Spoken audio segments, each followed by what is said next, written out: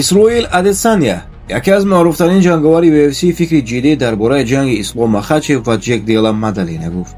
ӯ бовар дорад, ки Ҷек метавонад Махачевро то охири раунди дуюм нокаут кунад.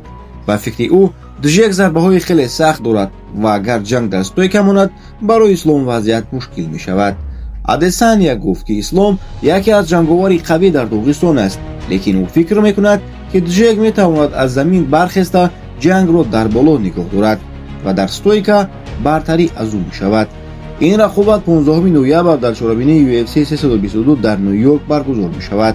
прямои эфирро метавонед аз телеграм-канали мо ёбед, ки силкаш дар комментария ҳаст.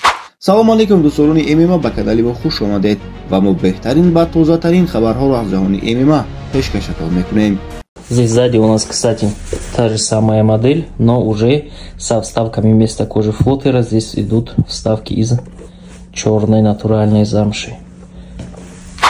муҳаммад наимов дар инстаграми худ навиштааст: ҳар ҷанг ин на танҳо 15 дақиқа дар клетка, балки заҳмати садҳо машқ ва ҳазорон зарбаҳост. хотиррасон мекунем, ки муҳаммад наимов 7 декабр дар UFC 323 бо Майрон Сантос рақобат мекунад. ҷанг дар Лас-Вегас баргузор мешавад. ба муҳаммад муваффақиятро таманно мекунем. президенти UFC Дана Вайт гуфт, ки Ҳабиб Нурмагомедов баъд аз он ки қаҳрамон шуд, ба тур дар кишварҳои мусулмон баромад. ӯ дар Саудӣ, Абу-Даби ва Қатар рақобат кард ва дар ин сафарҳо маблағи зиёд ба даст овард. ба гуфтаи ӯ, Ҳабиб он қадар пул ба даст овард, ки дигар барои зиндагӣ зарурати ҷанг кардан надошт. баъд аз вафоти падараш, ки барои ӯ зарбаи сахт буд, Ҳабиб қарор дод, ки карьераи ҷангии худро хотима диҳад. ин ду омил, дастовардҳои молиявӣ ва талафи шахсӣ асоси қарори ӯ шуданд. роҳбарияти UFC бо Муҳаммад Мокаев вохӯрӣ таъин кардааст.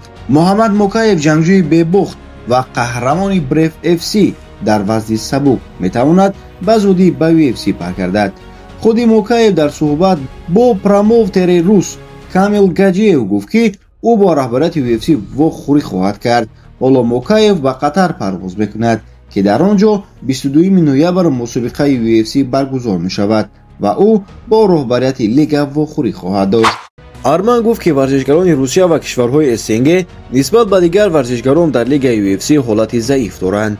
ба гуфтаи ӯ, онҳо маҷбур ҳастанд ҳар ҷангеро, ки ба онҳо пешниҳод мешавад, қабул кунанд. агар рад кунанд, метавонанд аз ташкилот хориҷ шаванд ва барои чанд сол имкони иштирок дар ҷангҳоро аз даст диҳанд. Сарокиян афзуд: онҳо имкони интихоб доранд, мо бошем не. он чизе ки мегӯянд, мо ҳамон корро мекунем. варзишгарони Русия ва СНГ ҳамаи набардҳоро қабул мекунанд. агар як ҷангро рад кунанд, шуморо барои 3-4 сол маҳрум мекунанд. ин буд видеои имрӯзаи мо дӯстон. то видеоҳои баъдӣ, хайр.